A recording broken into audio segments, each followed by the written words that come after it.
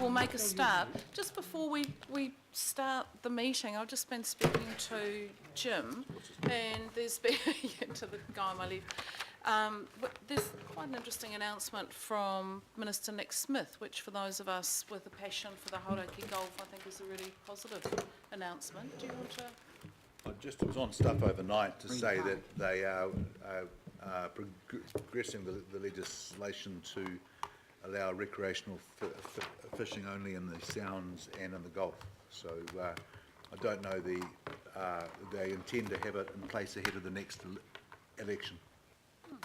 I just thought that was a very good piece of news and starting the day in a positive way for those who are concerned about our fish stocks in the Gulf. Our recreational fishers are very good people to be stewarding this sensibly, and good on our commercial fishermen for seeing sense around this issue. And Jim was saying Sandfords are totally behind this. I think it's a remarkable piece of work and cheers my day up immensely. Yeah, well, it would be nice to know as co-chair of the Marine Spatial Plan. This is really fresh. It's just come out. Thank you. We're advising you now. Oh, thanks. As the chair. Just found out, so let's watch that space. So warm welcome to everyone from the community, from the media, our staff, and of course our members and IMSB members. We've got apologies quite a lot actually. We've got Councillor Anai, Councillor Clow, Councillor Cooper. Our apologies from Len. I thought Len was going to be here. I think Len might be being here, so we'll add him into lateness. And Fletcher Crum, Taipiri for lateness, and Councillor Filipaina. How early, Councillor Filipaina? I'm leaving for Sydney to see my brother because he's not that well. Okay. So I'm shooting over, and I'm hoping to get there by 5 is when I'm supposed to be there. Okay. I'm hoping to leave here about 3. All right. So that's all good. 5 to 3 here. We'll be gone by then. No, that's great. Anything before 5 o'clock does count as early departure for the way I think today might pan out. So, no, that's planes to catch. Totally understandable. Anyone else with any issues? Councillor Walker. Councillor Watson will be a little late. Okay, we'll add him to the list. So I'm happy to move that list. Is there a seconder for that? Councillor Brewer. All those in favour, please say aye. Aye. Against? Carried. Thank you.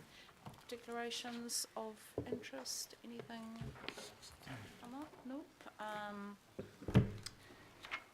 Confirmation of the minutes. I'm happy to move the minutes of October, seconded Councillor Penrose. All those in favour, please say aye. Aye. Against? Carried. Petitions, there aren't any. Now, public input, we do have public input, and we've got Gary Bryant, who's going to speak to us. Now, we did have another request for public input, which I declined from Mr. No, the gentleman talking about flooding, Mr. Arkle. Yeah. And the reason for me saying no to other submitters were people who've already submitted on either the plan change or the land exchange. And as you'll see within our standing orders, we're really clear that if people have already submitted to part of a public process, we don't then allow what is effectively another submission. But Gary has been very clear. He wants to talk about the fiscal equality of the land exchange. He's tabled information, and we're very happy to welcome Gary. So, Gary, here? Yes, you are. So just while Gary comes up, I'm going to be quite firm if we start to traverse. Oh, we've got Greg, and we've got Dick, and I'll introduce them. but we've got 10 minutes for this, and I am very, very clear. We're talking about the issue of fiscal equality, and we won't traverse the land exchange issues, nor will we traverse the plan change issues. So, welcome. Thank you. Well, thank you for the opportunity to be able to speak today in public input. My name's Gary Bryant. I'm the president of the Three Kings United Group, which has been an incorporated society for over 20 years, and we've been the watchdog basically over the quarry. To my right is Professor Dick Bellamy. He's the president of the South Epsom Planning Group. He's been incorporated a little bit longer and been involved with the quarry for a little bit longer than that. We also have Karen Collins. Now, Karen was wanting to speak today to add a bit more that was missed at the hearings on the community side of it and the family side. Now, okay, we agree that we're not going to talk about that, but you may have some questions that Karen would be very happy to answer.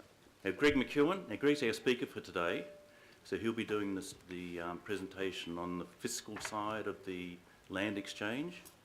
Now, I think what's happened with the fiscal side, and Greg will elaborate a little bit more, is that we're only just being given this information, even though it was requested during the hearing. So, Greg, if you'd like to... Thank you, Gary. Have all the councillors and members got the two-page paper we handed out this morning? Has that been distributed? This one? No, the two-pager, Wayne. Two-pager. I don't have it. Just before we start. I don't have it. 23 copies I I gave. think it was put on everyone's desk, so anyone just who hasn't got one? Madam Chair. So just before we start proper, Madam Chair, if Tam could distribute that for Yes, us. please. Oh, sorry, we've all got we've got a 9-page document. Yes, but Gary distributed I this gave morning the a lady in the two-pager. white top there. Oh, we've got it here? Yep. Okay, So we'll hand it out while you speak, Greg. it would be useful, Madam Chair, we provided earlier, if we could just pause for a moment just to distribute it, because I'll be speaking directly to the Oh, points. we're good?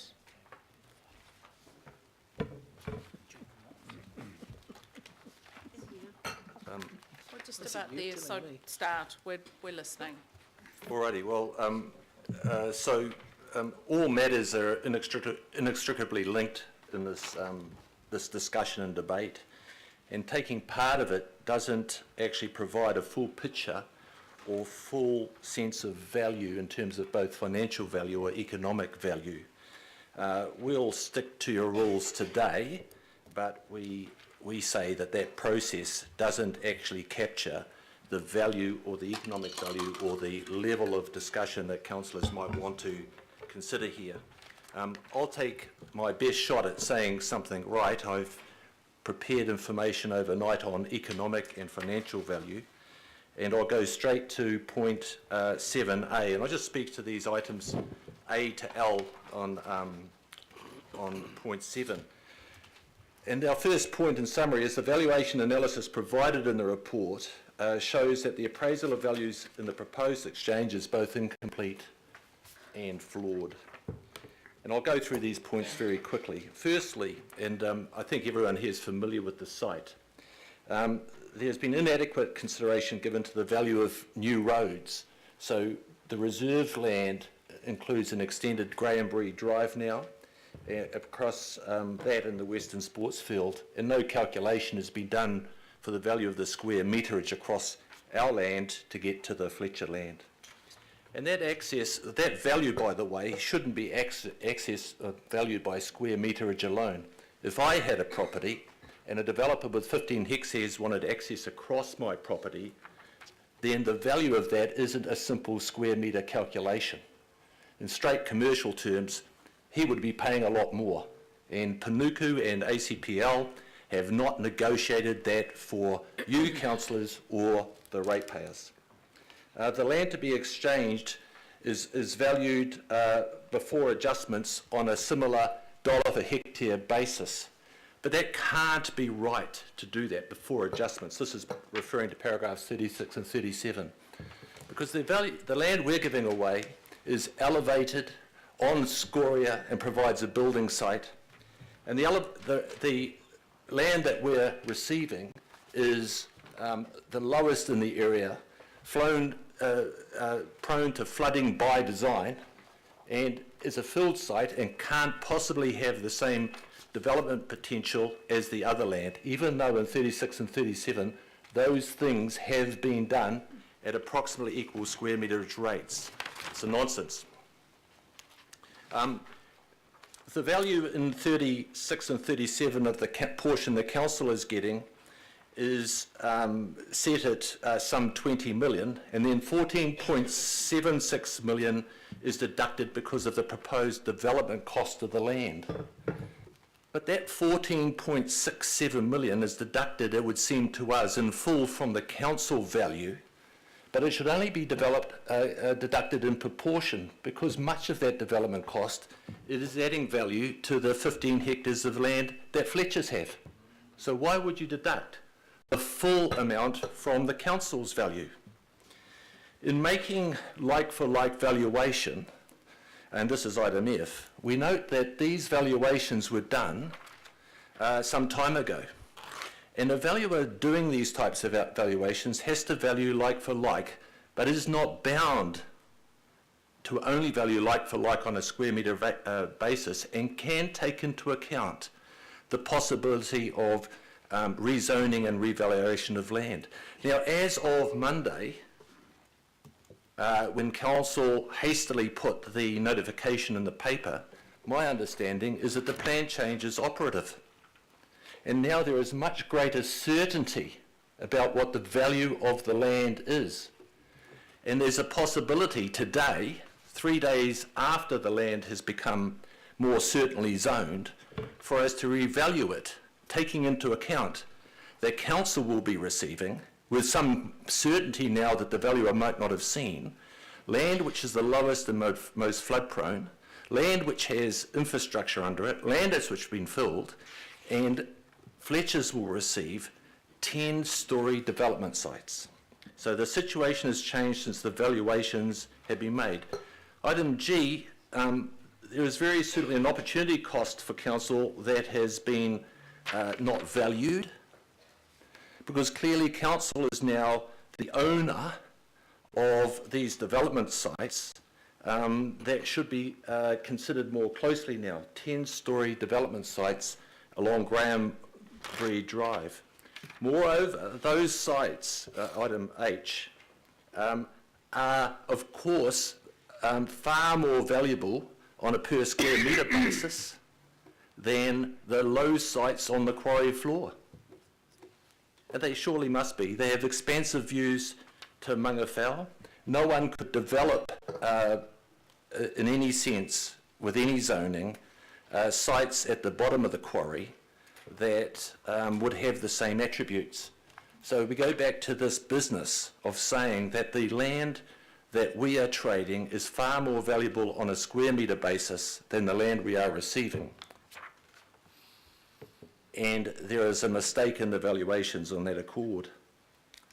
Similarly, the paper notes a proposed $3.38 million estimated set of improvements for the reserve. And those values in the report are attributed to a gain for council. But that reserve is in essence a reserve that's surrounded by the proposed Fletcher development. And the biggest beneficiaries of that are is Fletcher as a developer who has a reserve at the front door of its 1,200 apartments. In both plan changes 372 and 373, there was a green space in the southern end of the proposed proposals. You'll recall that. But in the one that's been accepted, it was twice the size. And this green space in the other plan change was necessary for stormwater and open space purposes. So that the valuations that you've got in front of you prescribe a full value to all the space that we're getting under 372. But only half the space has been gained, if you get what I mean. That we haven't negotiated that full space on behalf of the ratepayer, because half of it was coming anyway with 373. It had to be there because of stormwater requirements. And those stormwater requirements, in this sense, clearly demonstrate, and it quantifies by a factor of half, what the value of the land we're receiving is. Now, I want to go to item K, because I don't think councillors will be aware of this. But About 3 minutes to go, agreed? early on, I might... Happy to move an extension, Madam Chair.